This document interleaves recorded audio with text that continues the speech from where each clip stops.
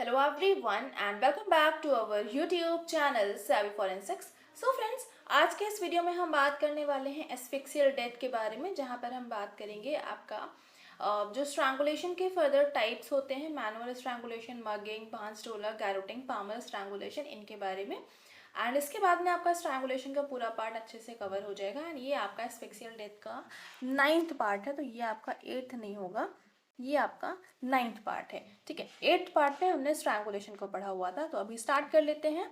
और यहाँ पर सबसे पहले अगर हम बात करें मैनुअल स्ट्रैंगुलेशन की, तो मैनुअल स्ट्रैंगुलेशन नाम से समझ में आता है कि जब आपकी नेक के ऊपर प्रेशर अप्लाई हो रहा है और प्रेशर अप्लाई होने वाला जो मटेरियल है वो किसी इंडिविजुअल के हैंड्स हैं, किसी के हाथ हैं, हाथ के थ्रू प्रेशर अप्लाई कर रहे हैं, तो उसको हम बोलेंगे मैनुअल स्ट्रैंगुलेशन। और मैनुअल स्ट्रैंगुलेशन की अदर नेम की बात करें तो इसको हम थ्रॉटलिंग भी बोलते हैं।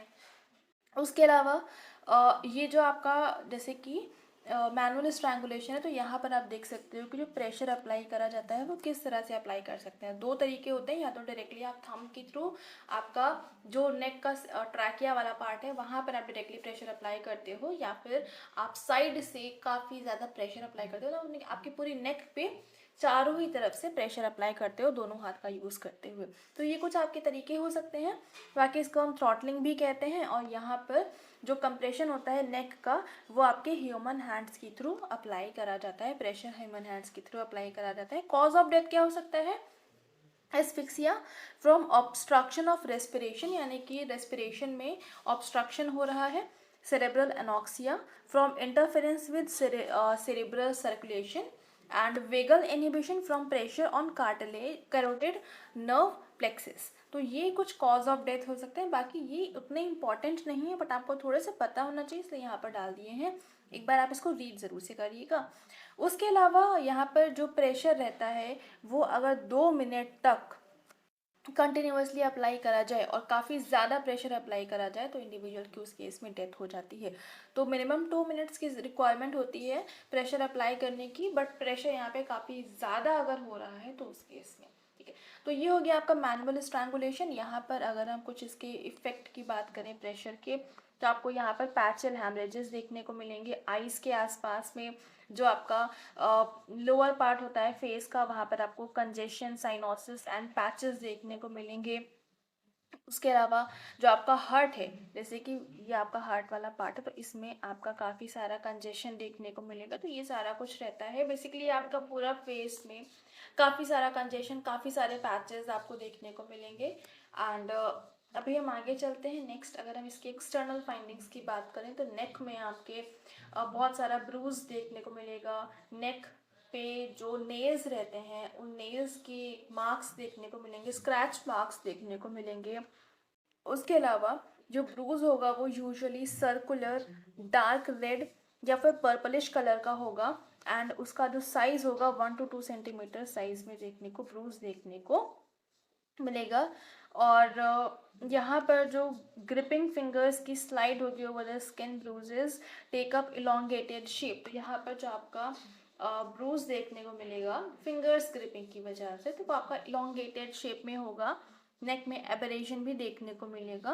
एंड ये जो आपका डायग्राम है यहाँ से आप इसको देख सकते हो, जैसे कि ये वाला सारा है, ये आपका कुछ मार्क्स हैं। ठीक है, उसके बाद में नेक्स्ट अगर हम इंटरनल फाइंडिंग्स की बात करें तो इंटरनल फाइंडिंग्स में जो आपकी थायराइड कार्टिलेज रहती है उसमें आपका फ्रैक्चर देखने को मिलेगा। हाइयोइड में भी फ्रैक्चर देखने को मिल सकता है। ठीक है, अच्छा अब आप लोग हाइयोइड बोन और थायराइड कार्टिलेज को डिफरेंशिएट करना उम्मीद करते हो समझ रहे होगे कि कौन सी हाइयोइड होती है, कौन सी थायराइड होती है, क्योंकि कई बार हम इसको अपने प्रीवियस वीडियोज में पहले ही डिस्कस कर चुके हैं कि हाइयोइड बोन का स्ट्रक्चर कैसा होता है, फ्रैक्चर अगर होता है तो किस पार्ट में देखने को मिलता है, थायराइड है तो वो कहाँ पर अवेलेबल होती है और उसमें फ्रैक्चर किस तरह से होता है। तो ये सारा कुछ आप समझ रहे होगे, तो मैं उतना डिटेल में यहाँ पर नहीं जा रही हूँ कि थायराइड कहाँ पर है, कौन सा पार्ट है, क्या है, तो मैं डायरेक्टली आपको बताते हुए चल रही हूँ। ठीक है, तो ये चीज़ हो गई कि जो आपका फ्रैक्चर होगा वो आपका देखने को मिलेगा। और कई बार मैं आपको पहले ही बता चुकी, जो हाइयोइड बोन रहता है वहाँ पर जो आपका ग्रेटर कॉर्नुआ वाला पार्ट होता है वहाँ पर फ्रैक्चर जो होगा वो आपका इनवर्ड होगा, यानी कि इंटरनल साइड में होगा। ठीक है, ये चीज़ हो गई। और इसके बाद में नेक्स्ट अगर हम बात करें मगिंग की, नेक्स्ट आपका जो टाइप आ जाता है स्ट्रैंगुलेशन का मगिंग, जिसको कि हम आर्म्स लॉक भी बोलते हैं। तो यहाँ पर क्या होता है कि जो भी कल्प्रिट है वो विक्टिम के जो नेक है उसको अपनी एल्बो या फिर नी के थ्रू प्रेशर अप्लाई करता है, यानी कि एल्बो या फिर अपने नी घुटने के बीच में प्रेस करता है। तो वो जो टाइप का स्ट्रैंगुलेशन होता है तो उसको हम बोलते हैं मगिंग। तो strangulation caused by holding the neck of the victim in the bend of elbow or knee of the assailant, and it is an attack usually from behind and may leave no external or internal injury mark, and इसको हम चोक hold भी कहते हैं। ठीक है, तो इसका ये अदर नेम है, नेम काफ़ी इंपॉर्टेंट है, थोड़ा सा ध्यान दे दीजिएगा।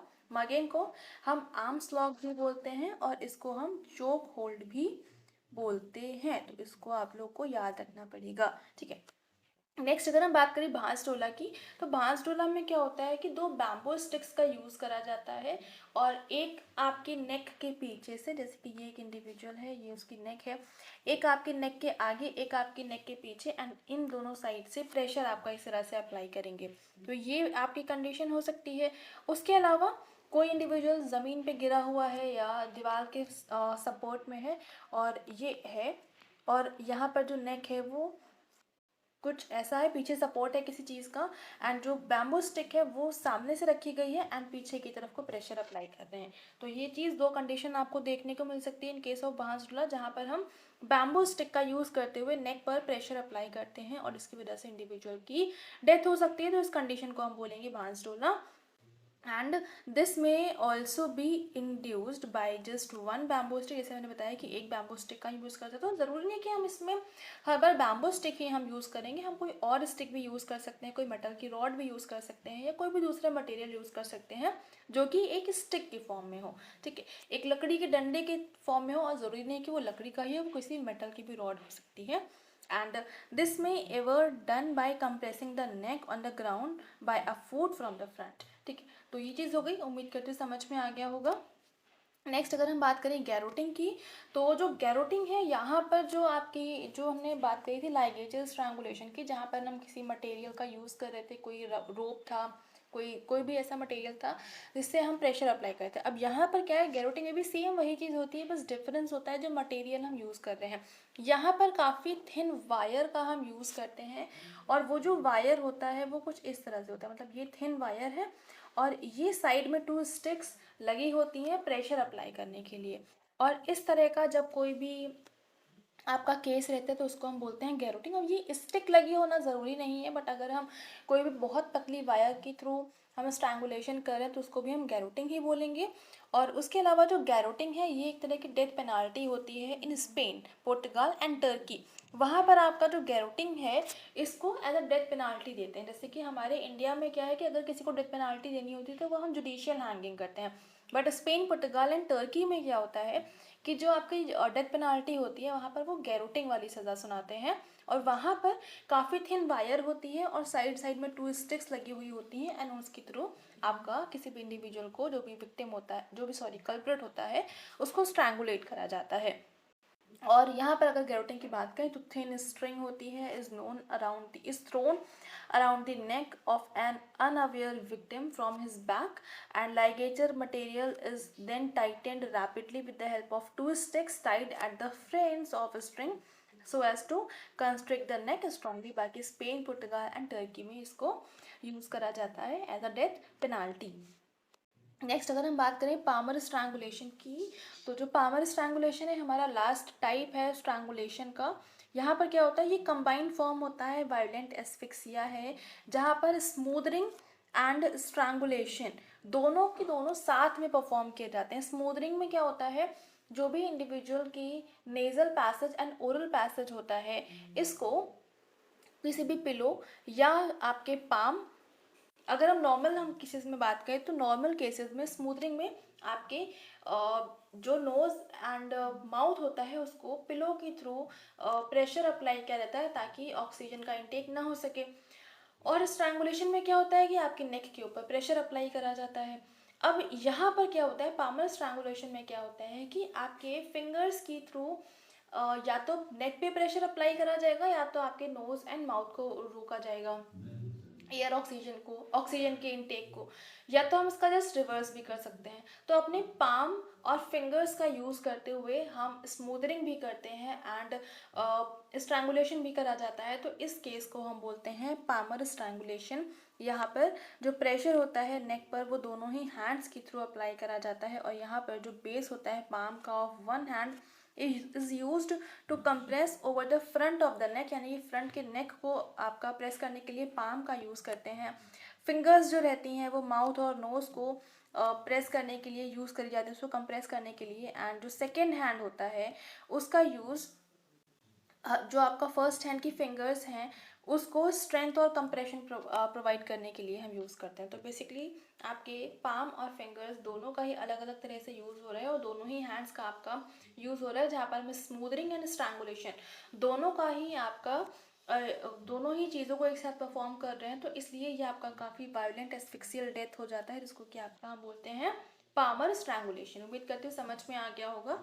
और अभी यहाँ पर इतना भी स्ट्रैंगुलेशन के टाइप्स थे हमने पूरे कवर कर लिए हैं। फिर भी कोई डाउट है, कोई क्वेश्चन है, कोई क्वेरी है, आप लोग पूछ सकते हो। बाकी अगर हम इसकी कुछ मेडिको लीगल इंपॉर्टेंस की बात करें तो जैसे कि मोटिव है, मोटिव क्या होता है, वर्चुअली इतने भी स्ट्रैंगुलेशंस होते हैं, चाहे लाइगेचर हो या आपका मैनुअल है या आपका होमिसीडल ही देखने को मिलता है। स्ट्रैंगुलेशन का कोई भी केस होगा वो आपका होमिसीडल केस ही होगा। एंड ये काफ़ी ज़्यादा इसमें वायलेंस के मार्क्स आपको देखने को मिलेंगे जो भी विक्टिम है उसकी बॉडी के ऊपर। उसके अलावा सेक्स इंसिडेंट्स भी हो सकता है, जैसे कि लाइगेचर स्ट्रैंगुलेशन है, फीमेल जो है प्री डोमिनेट कर रही हैं विक्टिम्स को, and it is not as reported as in case of manual strangulation. उसके अलावा ये जो आपका लाइगेचर मटेरियल है, ये क्या रहता है, इट इज़ रिपोर्टेड दैट जो लाइगेचर मटेरियल है ये कोई भी चीज़ हो सकती है which can be twisted may be used in suitable ligature material. जो साइडल मैनुअल स्ट्रैंगुलेशन जो रहते हैं वो कभी देखने को ऐसा नहीं मिलते हैं। तो आज सच अभी तक कोई ऐसा रिपोर्ट केस ऐसा कोई रिपोर्ट नहीं हुआ है। तो ओवरऑल क्या है कि जो आपका स्ट्रैंगुलेशन है यूजुअल कंडीशंस में आपका मैक्सिमम टाइम्स होमिसीडल के केसेस में ही देखने को मिलता है। तो ये सारा कुछ हो गया आपका मेडिको लीगल इम्पोर्टेंस का, कि जो स्ट्रैंगुलेशन है उसका क्या मेडिको लीगल इम्पोर्टेंस हो सकता है। बाकी यहाँ पर अभी इस वीडियो को करते हैं एंड। कोई डाउट है, कोई क्वेश्चन है, आप लोग पूछ सकते हो। काफ़ी सारे प्लेटफॉर्म्स आपके लिए अवेलेबल हैं। फेसबुक और इंस्टा को ज़रूर से ज्वाइन कर लीजिएगा। जितनी पीडीएफ्स हैं वो हमारी वेबसाइट पर अवेलेबल होती हैं, तो आप लोग हर जगह जुड़ सकते हो। बाकी वीडियो पसंद आ रहा है तो लाइक ज़रूर से कर दीजिएगा, अपने फ्रेंड्स के साथ में शेयर कर देंगे ताकि उन तक भी ये वीडियो पहुंच सके। चैनल पर पहली बार आए हैं तो सब्सक्राइब कर ज़रूर से कर लेंगे, बेल आइकन प्रेस कर लेंगे for daily updates. And thank you so much for joining me here.